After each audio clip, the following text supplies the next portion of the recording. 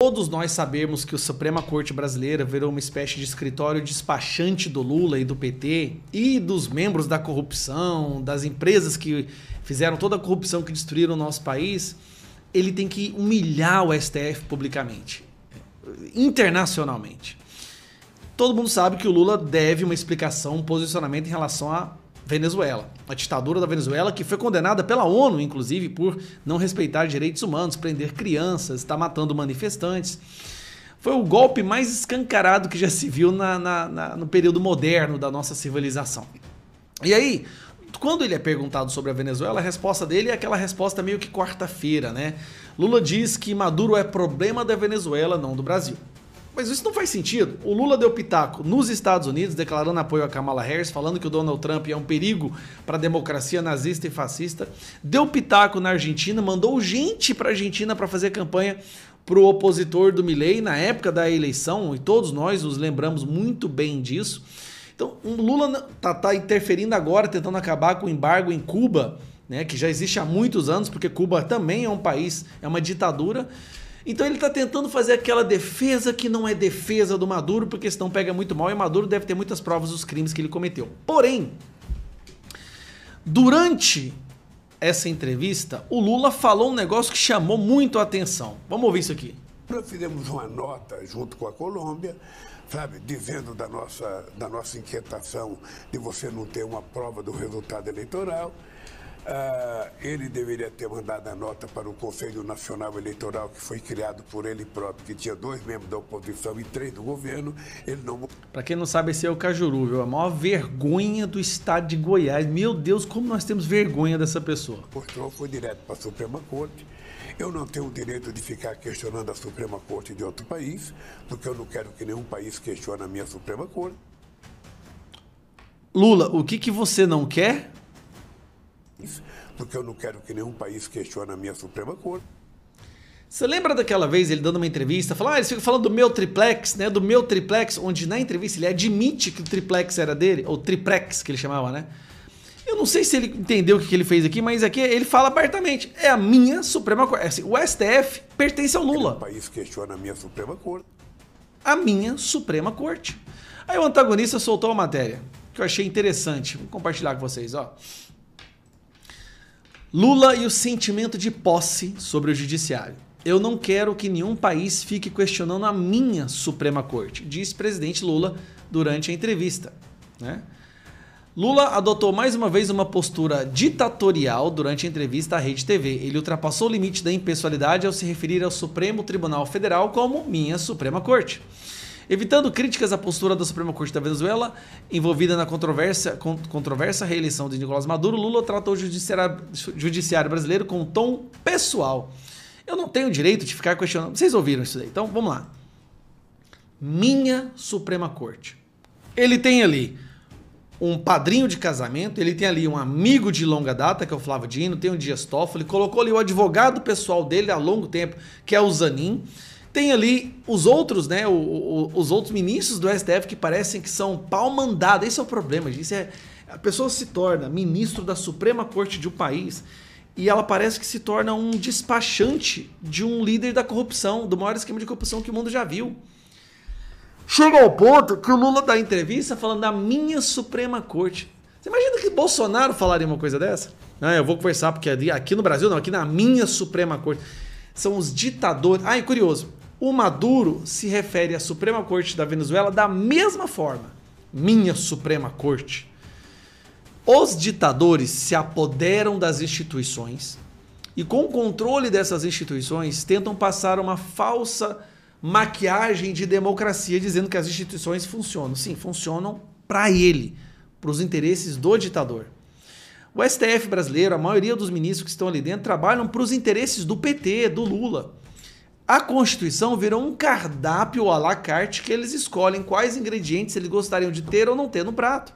Inclusive, eles podem até mandar tirar do cardápio por completo o ingrediente que eles não gostem, como, por exemplo, liberdade de expressão. Parece que eles têm alergia. Olha, eu tenho uma alergia à liberdade de expressão, tira do cardápio. Minha Suprema Corte. Esse é o buraco, esse é o nível que a Suprema Corte brasileira chegou, né? Ele se tornou a minha Suprema Corte do Lula. Que é isso? Lula é poderoso, hein? Dizem que o crime organizado do Brasil é tão organizado, mas tão organizado, mas tão organizado que ele tem até uma Suprema Corte própria. Bom, a fala do Lula agora meio que corroborou isso. A gente meio que questionava, não, isso aí já é exagero. Mas aí chega o Lula e fala, minha Suprema Corte. Então, realmente, meu amigo, o buraco é muito mais embaixo, a situação do Brasil é muito mais terrível do que a gente imagina.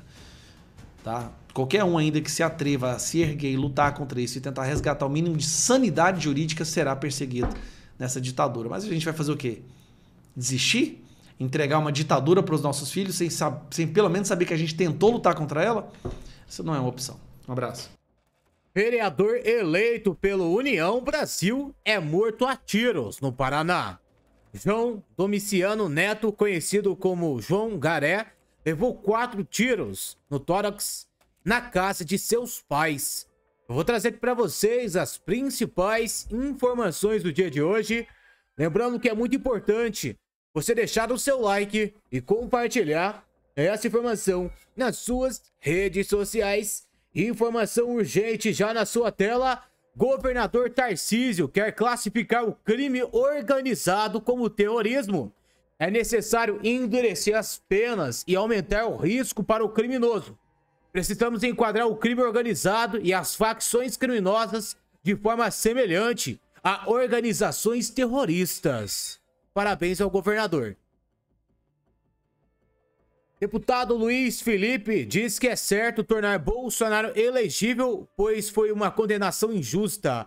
Agora, eu acho que se for possível tornar o Bolsonaro elegível, mais uma vez, ele tem que abraçar essa ideia de reformas. Na minha opinião, o certo é tornar o presidente Bolsonaro elegível mais uma vez. Foi uma ilegalidade em absoluta o que fizeram contra ele. Não vejo sustentação do bom senso comum e até mesmo do técnico para sustentar a inelegibilidade do presidente Bolsonaro. E como povo, como cidadão, não só eu, mas como cidadania, nós irmos adiante no nosso processo eleitoral e político, ainda com grandes injustiças cometidas com um protagonista político que foi o Jair Bolsonaro, não acho que isso cabe bem. Isso não é uma evolução saudável. Agora, eu acho que, se for possível de tornar o presidente Bolsonaro elegível mais uma vez, ele tem que abraçar essa ideia de reformas.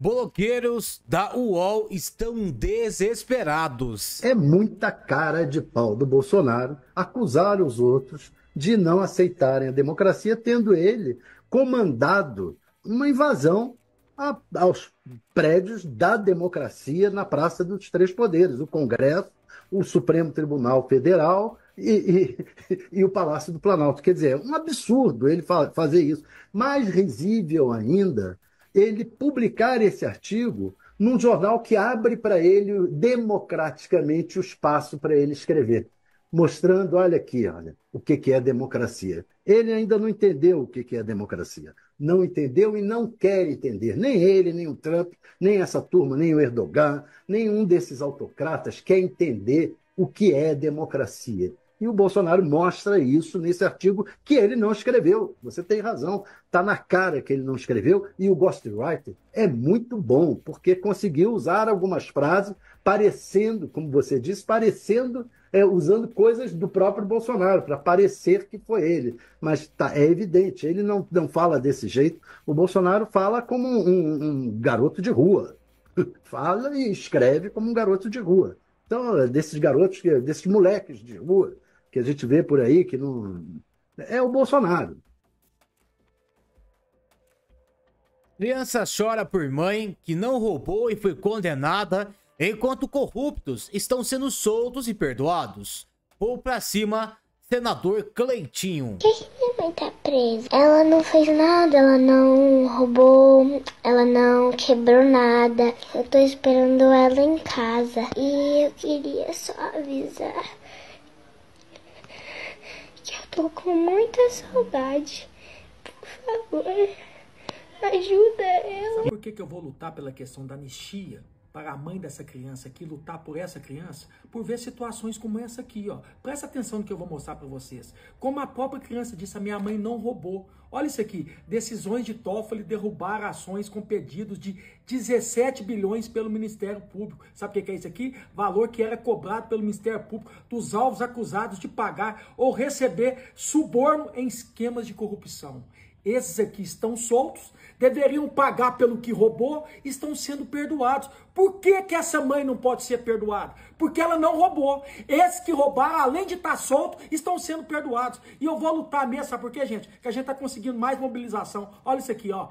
Presidente do PDT acena para redução de penas dos condenados do 8 de janeiro. Então eu vou mobilizar até o fim e peço aqui que vocês compartilhem esse vídeo, pressione os deputados federais e senadores para que a gente possa votar essa PEC da anistia até esse ano. Vamos para cima, tamo junto. Muito importante o seu compartilhamento, que a imprensa não vai dar esse destaque em coisa que é importante, que são o pessoal do 8 de janeiro, que tem muitas pessoas inocentes. Principalmente aí crianças que estão sofrendo por causa de ter mãe e pai condenados a 17 anos de cadeia. Enquanto isso, corruptos, ladrões se livrando da cadeia. É claro que é Brasil, uma várzea total. O presidente mesmo estava na cadeia e chegou até onde está aí por ajuda desse pessoal que está condenando pessoas inocentes. Então a mobilização na rede social é muito importante. E a gente conta com o seu compartilhamento. O presidente Lula disse em declarações recentes que esse corte no orçamento não podia atingir só o trabalhador, aquele que mais precisa, ou beneficiado pelos programas sociais. E hoje os nossos colegas, portanto, trazem essa apuração de que o Ministério da Defesa, que tem um grande orçamento aqui na Esplanada, também foi chamado para fazer parte dessa negociação do ajuste nas contas públicas. O ministro Fernando Haddad disse sobre amanhã, portanto, a agenda de terça-feira, o presidente Lula tem agenda com o Ministério do Trabalho e também do Desenvolvimento Social. Ele disse, e da Previdência, ele falou, olha, essas agendas que vocês vão ver amanhã não têm relação com o corte de gastos, porque essas pautas já foram superadas. São os ministérios que nós estávamos acompanhando o debate desde as semanas anteriores. E que Haddad também revelou, teve uma agenda no Palácio da Alvorada no fim de semana, que a imprensa não foi comunicada. Então ele falou, olha, esses ministérios já foram superados. O que falta agora é esse novo ministério. E Haddad faz questão de dizer que foi um pedido de Lula que esse corte fosse analisado também. Portanto, caberia agora à defesa fazer suas contas a respeito daquela proposta que está sendo apresentada pelos ministérios envolvidos no corte do orçamento para saber se é possível ou não. Haddad deve voltar ao Palácio do Planalto para conversar com o presidente Lula e dessa vez o ministro da Fazenda está mais reticente em cravar datas. Por quê? Porque cabe ao presidente Lula. É uma prerrogativa do presidente definir quais serão os cortes que de fato serão feitos. Há uma expectativa que isso possa ocorrer até o fim da semana, portanto, antes do início das agendas do G20. O que o ministro Haddad também falou é que todas essas análises no entendimento dele fizeram com que o pacote amadurecesse, não quis falar em desidratação. Fez ele um comentário em relação a ajustes e melhorias. Ele também foi perguntado a respeito de críticas que tem recebido dentro do próprio partido a respeito dessa possibilidade de fazer os ajustes. E foi nesse momento que ele deu a declaração que nós ouvimos agora há pouco. Fernando Haddad fala que está fazendo os ajustes para o bem do trabalhador, para controlar a inflação e também para manter o salário mínimo. É o exército brasileiro sofrendo na pele com o desgoverno. No governo do presidente Bolsonaro sobrava dinheiro, as contas estavam no azul, tinha dinheiro para todo mundo, principalmente para o exército brasileiro. E agora vai ter um corte. Lula chamou na reunião, senta aqui, vamos cortar os gastos, tem que gastar aqui comprando deputado, senador, luxúria com janja, viagens caras, novo avião pro presidente. Temos que cortar dos militares. Parabéns, Luiz Inácio Lula da Silva, que o exército brasileiro merece isso aqui. Merece esse presidente que eles também escolheram. Rodrigo Constantino diz que o deputado Marcel Van Hatten acertou em não ir depor a PF e se arrepende de não ter feito o mesmo.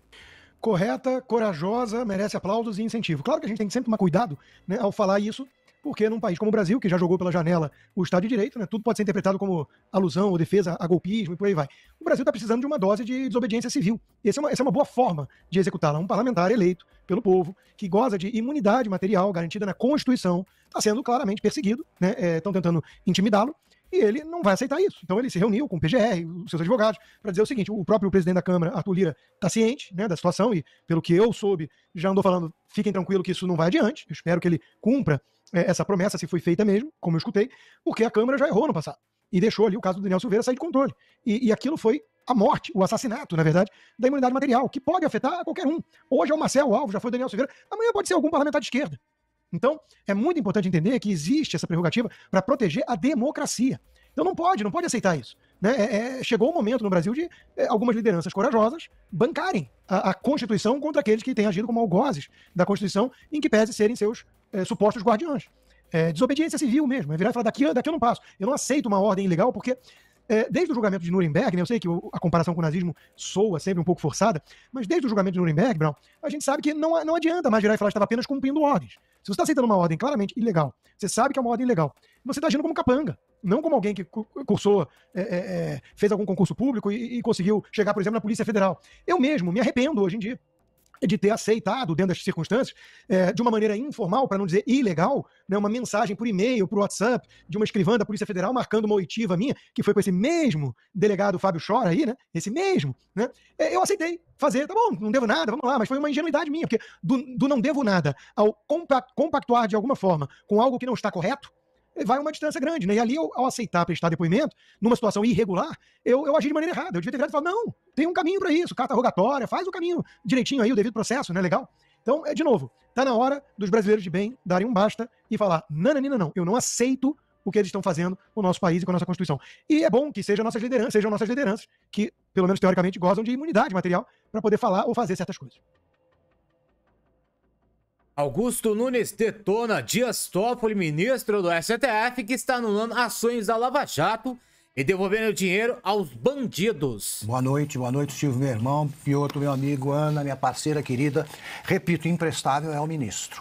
É por decisão monocrática que ele está fazendo tudo isso. Ele decide sozinho o seguinte: para se livrar da cadeia merecidíssima, ele que está envolvido nessas maracutaias que se acumularam no governo Lula e durante o da Dilma também, ele está destruindo provas e está devolvendo dinheiro aos bandidos. É preciso, se é que teve, né? É preciso perder a vergonha completamente para fazer uma coisa dessas. Ele está devolvendo dinheiro aos bandidos que confessaram detalhadamente os crimes que cometeram. Como foi lembrado aqui, na colaboração premiada, que é o nome correto aí da delação, o sujeito que confessa, ele precisa provar que ele está dizendo a verdade. Ele apresenta provas do crime. Não é simplesmente uma versão oral que ele repassa à justiça, não. Ele conta e prova. São criminosos confessos. Absolver um criminoso confesso já exige muita falta de vergonha. Premiá-lo com a devolução do dinheiro que foi roubado. Eles devolveram parte do dinheiro roubado. Aí é coisa de bandido. Então nós temos juízes agindo fora da lei. O Ricardo Lewandowski, premiado com o Ministério da Justiça, também agiu fora da lei. E o Toffoli não para de tomar decisões que favorecem a bandidagem, o que mostra que ele é um comparsa evitando, fazendo tudo que é possível e que não é, para evitar que as apurações cheguem a ele, que foi um dos beneficiários da maior roubalheira da história, que é o esquema do Petrolão. Boa noite. Ana Paula Henkel detona a primeira-dama Janja Palosa, patrocinado por estatais. Toda a nossa audiência maravilhosa, começando a semana com a gente. Paula, é engraçado, né? Você vê aí a lista dos artistas, só o clã, né? Ali, os amigos do rei, o beautiful people do Brasil, só aqueles que são incapazes de levantar a voz contra os desmandos do Brasil hoje. Se eu não me engano, aí na lista tem Daniela Mercury. Daniela Mercury que bradou durante o governo do presidente Bolsonaro, a Amazônia está queimando, e fizeram pombinhas com as mãos, com as canções, e agora sumiu. Todos eles sumiram. Não dão um pio sobre a Amazônia, não dão um pio sobre a epidemia de dengue que nós temos. Há quantos meses nós estamos dentro de uma epidemia de dengue no Brasil? E no inverno, né? Passamos com dengue dentro do inverno, vamos sair do inverno, vamos entrar no verão, quando a pior estação para dengue é exatamente o verão, por causa das chuvas, e nada, nenhum pio. Agora, Festival contra a Fome e a Pobreza da Dona Janja. E o Rio Grande do Sul, Dona Janja, será que a senhora pode colocar? Levante um festival desse, não tem problema não, a senhora que gosta muito de dançar, de aparecer nas redes sociais, levante um festival desse contra a fome, a pobreza e a reconstrução do Rio Grande do Sul, porque a senhora abandonou o Rio Grande do Sul. A senhora foi até o Rio Grande do Sul para tirar foto com um cachorrinho, com um cavalo, e depois a senhora sumiu. Sumiu. A senhora, como primeira-dama, deveria estar falando do Rio Grande do Sul até hoje. Até hoje, sobre as crianças que perderam os pais, os avós, suas casas, escolas, creches, hospitais. A senhora sumiu. A senhora é uma vergonha para o Brasil, dona Janja. Uma vergonha para o Brasil. Toda a nossa audiência. Senador Marcos Duval, para aqueles que dizem que os Estados Unidos não podem vir ao Brasil prender Alexandre de Moraes porque fere a soberania, sugiro assistir esse vídeo. Parabéns pelo trabalho incansável do senador Marcos Duval. Preste bem atenção e me ajude a compartilhar. Então, assim, dizer para vocês, nós vencemos uma grande batalha. É uma grande vitória. Mas o Alexandre ainda não foi impeachment. Dane-se. Impeachment é isso aqui, ó, perante a Corte Internacional. Você está vendo, eu não estou mentindo, vocês estão vendo o presidente da Rússia com medo de ser preso por essa corte. Todo poderoso. Por que não vem no Brasil no G20? Mas o Brasil não vai ter policial para prendê-lo. Claro que não. Quais são os países signatários? Essa. Manda cada um policial para vir prender o presidente da Rússia. É assim que vai funcionar. Signatários, país tal. Missão, saiu a sentença, prenda o ministro Alexandre de Moraes. Só que a notícia melhor ainda que vai vir ano que vem, só vou poder dar ano que vem, é o local onde ele vai estar preso. Não é nos Estados Unidos. Mas é um local que você fala assim, não, isso vai virar filme. É um local que vocês não imaginam, não fazem ideia. E o local, coincidentemente, tinha sido liberado um investimento de 5 bilhões para que esse local fosse reformado, estruturado, mas o Trump perdeu, mas como o Congresso tinha liberado a verba, o Pentágono terminou e concluiu a obra. E falando em Pentágono, o que foi feito com aquele rapaz? Manipularam ou falsificaram a entrada dele, que tinha entrado nos Estados Unidos e tal, tinha um documento que ele entrou, mas não saiu, e tal, no Brasil. O agente que falsificou e manipulou o sistema já deu seu nomezinho, ministro. E você está lá dentro do Pentágono, no serviço de inteligência do Pentágono, te investigando. Então, essa sua soberba, esses seus abusos de autoridades, crime contra a Constituição, isso tudo, não tem como você, um ser humano, ficar ilegal, cometer crimes, fazer violações e tal, e não ser penalizado. Que se não for aqui, é lá em cima. Então, assim, gente, vamos comemorar. Mas esquece o impeachment. Se acontecer, bom, eu não acho que não vai acontecer. A vitória do Trump representa 10 mil vezes mais do que um impeachment do Alexandre. Porque se ele não for impeachment, ele dali vai pra cadeia. Ele sai do STF pra cadeia. O impeachment, ele sai do STF pra escritório de advocacia da mulher dele. Continua ganhando seus milhões. Então eu prefiro que ele vá direto para esse local, com a penalidade aí de não sei quantos anos, quantas vidas. Mas seguiremos também com a missão do impeachment. Isso não quer dizer que eu vou lá tirar meu nome. Vou tirar meu nome. Eu sou contra o impeachment agora. Não. Uma coisa não liga a outra, não. É mais uma munição, mais uma arma. Bora. Então é isso aí. Eu sei que vai ter gente aqui que não vai acreditar, tem gente que vai acreditar, e tem gente que vai falar, caraca, o Duval realmente falou isso lá no ano passado, e realmente o Green começou a mostrar as provas e tal, coincidentemente, né?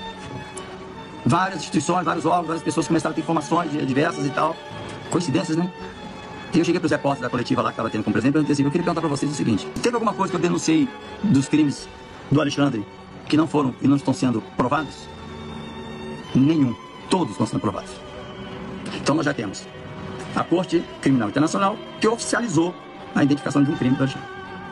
Bom, temos um presidente da direita que é amigo pessoal do ex-presidente que foi perseguido, e que lá atrás já tinha dado em nome dos brasileiros que faria isso, principalmente em nome do Bolsonaro. Então ele vai sentar na cadeira com sangue nos olhos, porque ele também foi perseguido igual um louco se tempo que eu persegui ele. Mas lá é diferente daqui. Então é isso, gente. Espalhem essa informação. Vamos comemorar. Mas o ministro da STF, dane-se. A hora dele já está marcada, vai chegar. Vocês não fazem ideia do que é o Trump eleito presidente dos Estados Unidos. Então, assim, eu desafio aqui, carta aberta, aos ministros, os 11, para estarem no meu gabinete, ou eu vou no deles, e eles me convencerem que tudo que o Alexandre estava fazendo está dentro da Constituição. E o que ele fez com o Elon Musk tem lei embasada, para se embasar. E para você da imprensa que estava falando que, porque ele não cumpriu a lei brasileira, principalmente uma lourinha de um certo canal de TV, você, querida, porque ele está descumprindo a lei, está certo, porque não sei o que, cadê a lei? Aí vamos lá agora então, vamos lá, eu me remo, cadê a lei? Me mostra a lei. Porque até agora só falaram que descumpriram a lei. Cadê a lei? a desafiar. Tá feito o desafio. Tá bom, gente? Um abraço pra vocês. Vamos comemorar. Foi uma puta vitória. E aí, ao Alexandre Grande, sinto muito.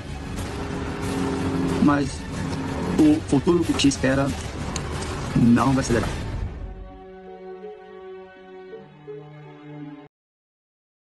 Senador Marcos Duval, então, prometendo prisão daquele que rasgou a Constituição. Preste bem atenção na informação que está repercutindo nesse exato momento e me ajude a compartilhar. Vereador eleito pela União Brasil é morto a tiros no Paraná. João Domiciano Neto, conhecido como João Garri, o vereador eleito pela União Brasil, foi morto a tiros na madrugada deste sábado, dia 9. O crime ocorreu na casa de seus pais, em Santana, no Paraná. O delegado Oliveira confirmou o caso ao portal G1 e informou as causas estão sob investigação. João Garri, que foi eleito vereador com 133 votos, estava prestes a iniciar seu mandato em Salto de Itaré. Ele estava na residência dos pais para cuidar deles. Durante a madrugada, 2 suspeitos invadiram o local, entrou na casa, enquanto o outro ficou do lado de fora. Dentro da casa, João foi alvejado com 4 tiros no tórax. Depois do ataque, os suspeitos fugiram. A Polícia Civil do Paraná relatou que eles estavam na região desde o dia anterior, circulando em Siqueira, Campos e Santana. A mulher de Garé encontrou o corpo no marido minutos depois. Os pais de João, que são idosos e têm deficiência auditiva, estavam na casa, mas não ouviram os disparos. Com o apoio da Polícia Militar do Paraná, os suspeitos foram rastreados até Curitiba. Na capital, eles confrontaram a polícia e foram mortos. As autoridades não divulgaram os nomes dos envolvidos. Aí, meus amigos, informações importantes e informações atualizadas do dia de hoje. Pedir para vocês deixar o seu like, deixar o seu comentário e compartilhar esse vídeo nas suas redes sociais. A gente volta a qualquer momento com mais informações.